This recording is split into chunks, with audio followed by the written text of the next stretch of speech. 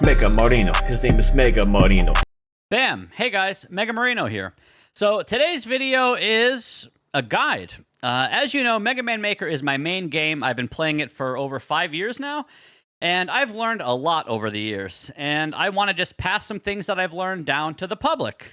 These are some advanced tricks and tips and expert tutorial Reno. So just enjoy it, guys. A bunch of setups, pixel and frame perfect tricks. If you have any questions about anything, just let me know. Leave some comments in the Discord or in the YouTube, and thanks for watching. Enjoy it. Surviving pitfalls.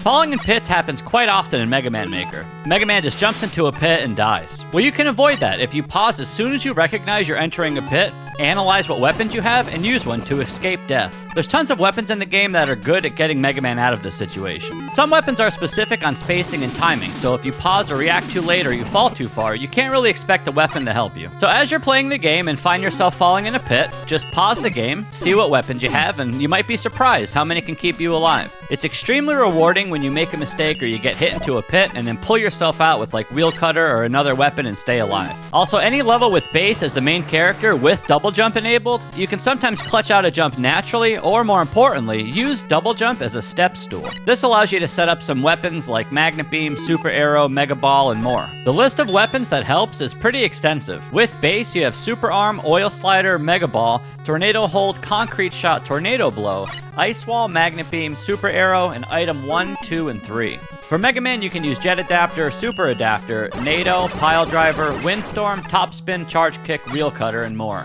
Or you can fall in a pit with spikes and then use something like Skull Barrier or Centaur Flash. Or if you need to stall for a specific angle, you can use Star Crash. And you can even get away with Command Select if you're really lucky. So there's plenty of ways that you can save yourself from a pit. So just remember, fall in a pit, pause, check your weapon, save your ass.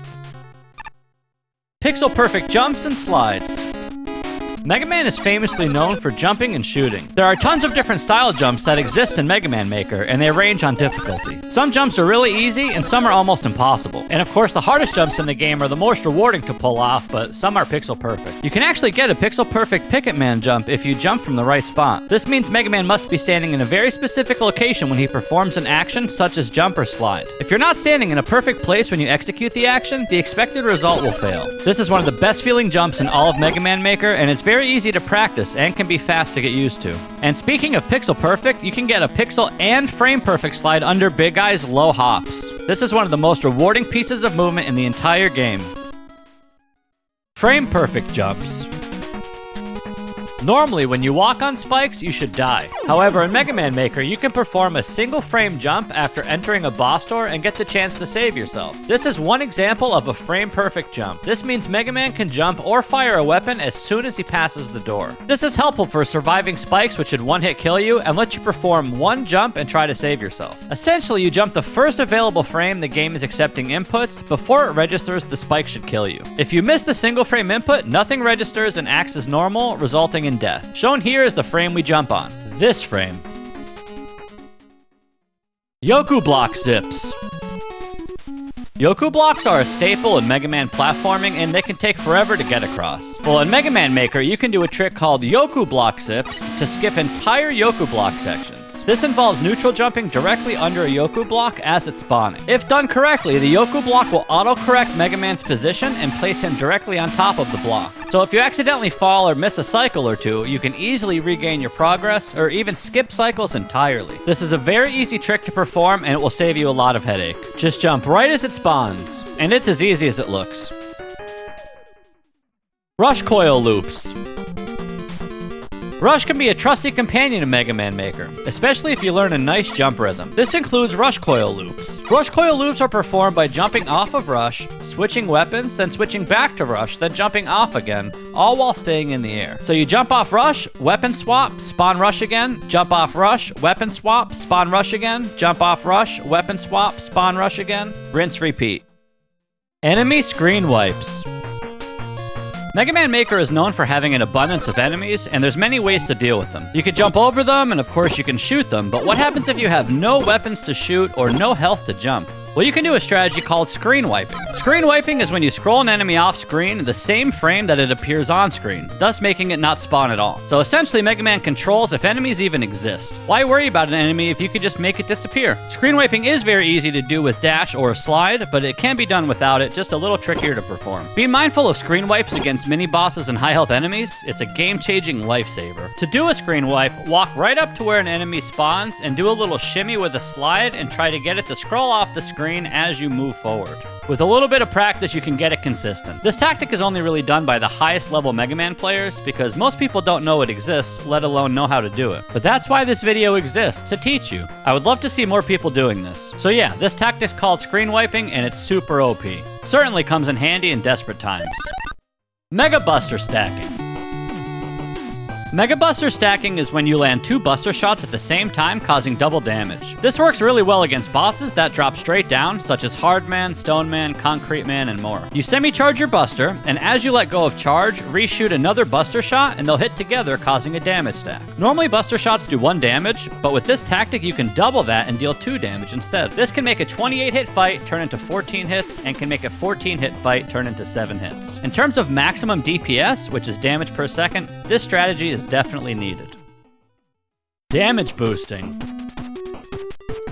Most people know damage boosting exists in Mega Man games, but it gets a lot of slack and misrepresentation. When people think about damage boosting, they think, oh, the player took damage and walked through an enemy. No respect and no skill. However, there's a difference between taking damage and damage boosting. Damage boosting means you manipulate Mega Man's position into a favorable position while anticipating damage, usually resulting in forward movement. When Mega Man takes damage, he moves backwards, so if you turn him around just before you get hit, he'll go forwards. This can lead to some really intense platforming, fast decision-making, clutch moments, and even some of the most rewarding movement in the game. Don't forget, when you take damage, you get invincibility frames. We just got a new weapon in Mega Man Maker called Uber Chain, and you have to strike enemies a bunch of times to build up meter just so you can use a weapon that gives you invincibility frames. Why go through all that when you can just take damage? Invincibility frames are OP, and life is a resource, so use it wisely.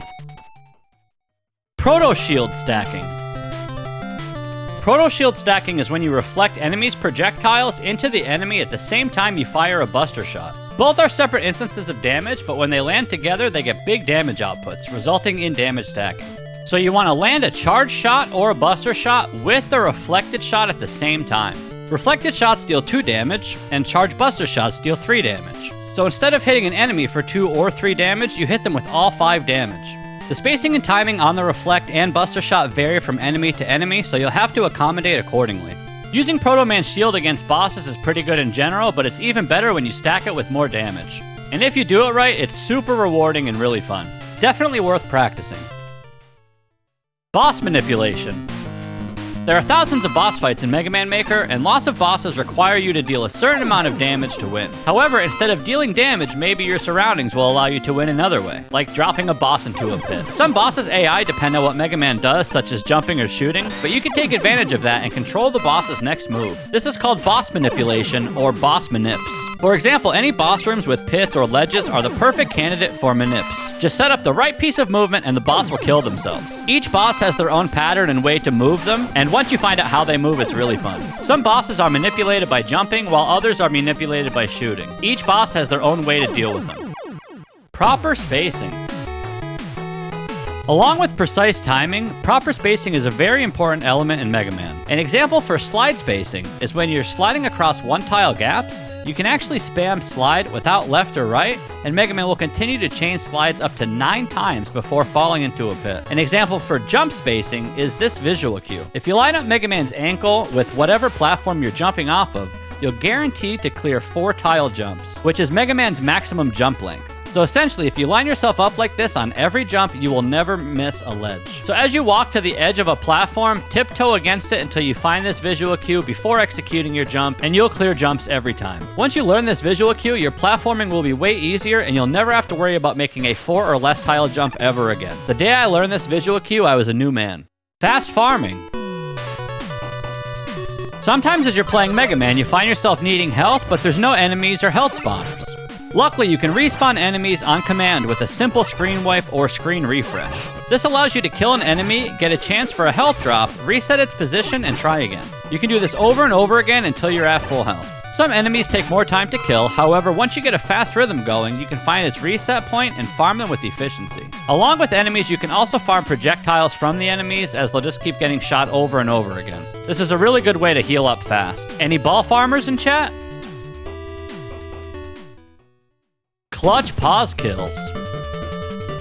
Sometimes when you're fighting a boss, you make a wrong jump and trap yourself in a scenario when you're forced to take unavoidable damage or where you could even die. You can actually save yourself from dying by recognizing the moment you're about to get hit, pause the game, and look for a weapon that will get you out of trouble. A lot of times you're either falling onto a boss or a boss is rushing you down, and you can use a weapon to hit them from above or clutch out a tough spot. Shields are probably the best for this since they protect Mega Man's feet as you're falling on an enemy. There's a lot of other non-shield weapons that work as well, such as Top Spin or Scramble Thunder, but really shields are just the best for this since they cover your butt and your feet. But here's a list of some weapons that will help in this scenario. Power Stone, Plant Barrier, Skull Barrier, Leaf Shield, Top Spin, Firestorm, Water Shield, Scramble Thunder, Shine, Centaur Flash, Star Crash, and many more. So whenever you make a mistake and jump in the wrong spot, just try to pause, see what weapons you have, and you might be able to clutch out a victory. The pause button is one of the best buttons on the controller, so don't be afraid to use it time to time. It lets you pause, think about what you need to do, and then you can perform. Man, over the years, I can't tell you how many times this has saved my butt, so just remember, pause often, check yourself, and breathe. Negating Damage. There are hundreds of enemies in Mega Man Maker, and they all do different amounts of damage. There are enemies that do 1 damage, 2 damage, 3 damage, all the way up to 10 damage. Why take 10 damage from a big eye and die in 3 hits when you can just get hit by a weaker enemy that's right next to it? This is called negating damage. The player should always be mindful how much damage they are taking and where it's coming from. You can control how much damage you receive by intentionally taking it. So it's okay to get damaged by a weaker enemy if you see you're about to walk through a tougher enemy. You'll be surprised how much life you save when you're mindful of damage values. Boss weakness cycling. In Mega Man Maker, the creators of the levels are the ones who decide what bosses are weak to. So you can't always assume Iceman is weak to Fireman or Crashman is weak to Airman. So how do you tell what the weakness is? Boss weakness cycling is a strategy in which you shoot with every weapon in your arsenal until you find the one that deals the most damage. It's a very basic technique. All you do is shoot a weapon, check the damage, switch weapons, rinse and repeat. Sometimes you'll find the weakness really quick, or sometimes it takes you forever to find it. Also, if you cycle fast enough and accurately enough, you can probably kill a boss pretty fast even without the weakness. By the time you cycle for it and you find the weakness, the boss will be dead anyway. If there's one technique in this whole video that I want players to implement, it is this one. I do not see enough people doing this. Well, that's it. I hope you learned something. Thanks for watching and subscribe for more. God damn it, dude. Mega Marino, his name is Mega Marino.